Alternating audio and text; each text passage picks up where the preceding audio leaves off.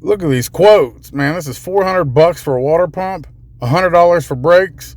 Well, we did it for about $320, and you can do it for free watching this video.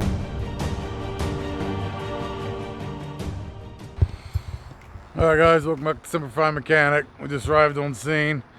2012 Chevy Captiva. It's a 3.0. We're gonna go ahead and do the water pump on it. Charging $240 on this job. You got 120 up front, and then we'll have 120 on the back end. Should take us about 3 hours. Like always, we're gonna take this tire off. We're gonna jack it up and get a nice jack stand under there. Once we get this tire off, we got to take the inner lining out. 3 little clips. You can use a flathead screwdriver or this cool little tool I got. Once you get all 3 out, then you can pop it, move it out of the way. Now we're going to drain the coolant from the radiator. There's a little petcock right there. Lefty loosey. You can drain all the fluid out. And make sure you're catching all this antifreeze because it's sweet. And what happens is if you spill it, your cats and dogs will eat it and they'll die. Here I am trying to take the water pump pulley off. These are 10mm bolts. We're coming from the bottom, which is very hard. I learned that, and we'll go up to the top here in a little bit the right way. All right, that's a 1/2 inch. This is taking the serpentine belt off. Once that's off, let's jump back up top here and do this the right way. Take that MAF sensor off. You got 2 10mm bolts here. Go ahead, you got a hose right here that we're gonna take off. Take off the intake hose as well. 7mm or a flathead screwdriver. Pop them off. Throttle body sensor, just a push clip. Once you get these 10mm bolts out, the air box will come right up out of it. Now that we got the air box out, you can see where the 2 10mm holes go. Now we're taking out the motor mount and the motor mount bracket. We have 3 19mm bolts. Go ahead and loosen them up. You're gonna drop down here. There'll be 2 more 19mm bolts. Once you get them all loose, go ahead and take them out. And then you're gonna pick the motor mount up and set it off to the side. Now we're moving on to the motor mount bracket. There's 3 19mm bolts. They're on there pretty tight, so we had to get another pole to use for better leverage. But once you go ahead and break them loose, and then they'll come out pretty easy. Now that you have all 3 of them broken loose, go ahead and take them out. Move the bracket to the side. Once you do that, the pump pulley will come right out. Now this is a 10mm holding the water pump in. There'll be 5 of them. Go ahead and take them all out. The water pump will come right off. Also, the metal gasket will as well. Now that old water pump is off, I'm going to show you how bad it is. See, you can spin it and there's literally no resistance. It's not supposed to spin like that. Here with the new one, you can see it doesn't spin at all. Go ahead and get your gasket maker. You're going to put it on inside the new water pump because we're going to be putting the new gasket on it. We want it to stay. Now make sure the mating surface is clean, and if it is, go ahead and put your new water pump on. Hand tighten the 10mm bolts. I think there's 5 of them. Once you hand tighten them, make sure you drop down below and take the ones at the bottom. You can see right here. They're easy to get from the bottom. Once that's done, go ahead and put your pump pulley back on. 10mm, spin it around, put the next bolt in, hand tighten that, and do the same thing. Once you do that, let's go ahead and put the serpentine belt back on. Once it's on, now you can take a socket and you can tighten them bolts because now there's resistance behind it. Now we're putting the bracket back on. Remember, it's 3 19mm. Go ahead, hand tighten them.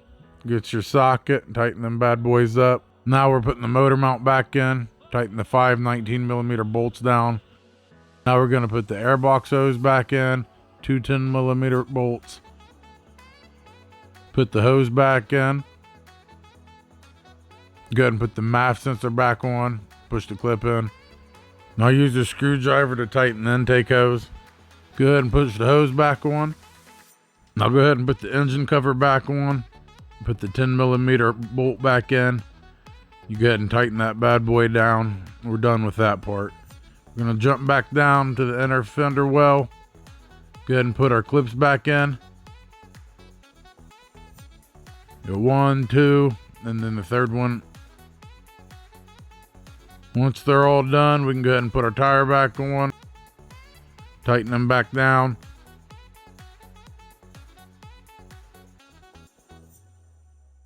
And we'll go ahead and top it off with our antifreeze. Welcome back to Semper Mechanic. We just finished this 2012 Chevy Captiva 3.0 liter water pump replacement. Took us about 3 hours, 3.5 hours. Charged $240. But we knocked it out for him.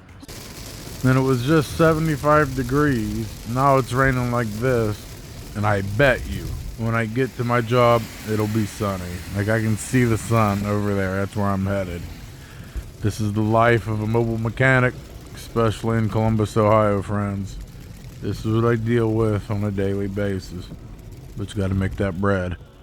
Hey guys, welcome back to Semper Mechanic. Today's job, 2012 Nissan Altima front brakes. Charging them $80 labor. Knock it out in about 45 minutes. This is a spline lug nut key. It's for a locking nut. This tire has one of them. Go ahead and loosen it, and then loosen the rest of them just like normal.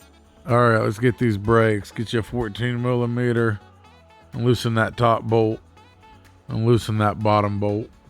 Just a set of brakes like we always do. Seems like we do them once a day, at least. Once you get them off, set them off to the side, and go ahead and remove that caliper for us.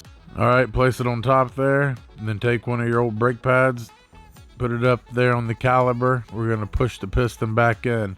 So grab your C-clamp and start turning it to the right, and it'll push the piston back in, just like this.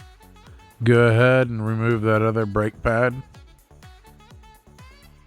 All right, we're here at AutoZone. About to walk in and get these front brakes for the 2012 Nissan. Good old AutoZone. Seems like it's where I go the most. Usually have everything I need in stock. So, stay tuned. Alright, just got out of there. We got our brakes, some brake grease, and a monster. So, AutoZone took care of us once again. So, alright, headed back. Alright, with this brake grease, we're going to put it all over the hardware right here on both sides. We're also going to be putting it on the new brake pad on the ends of them. Go ahead and slide it in place. Here on the back side, you'll see it as well. Slide it in place just like that. We're going to be putting the caliper back over. That's why we pushed the piston in, so it could fit back over with the new pads. Go ahead and put the 14 millimeter back on. You go ahead and tighten them down until they're nice and snug. After that, let's go ahead and throw them tires back on. Then remove the jack and drop the car back down. All right, guys, we're done with the 2012 Nissan Altima. Knocked out the front brakes, about 45 minutes. Made $80. Wrapping up now. We're going to talk to the customer. And the customer paid us $80, nice and quick. So for the day, that's a total of $320. So that's it for today's video. If you haven't subscribed, please do. If you liked the video, give me a thumbs up. If you didn't like the video, leave me a comment. Tell me how much I suck, but still leave a comment. All right, Semper Fi till next time.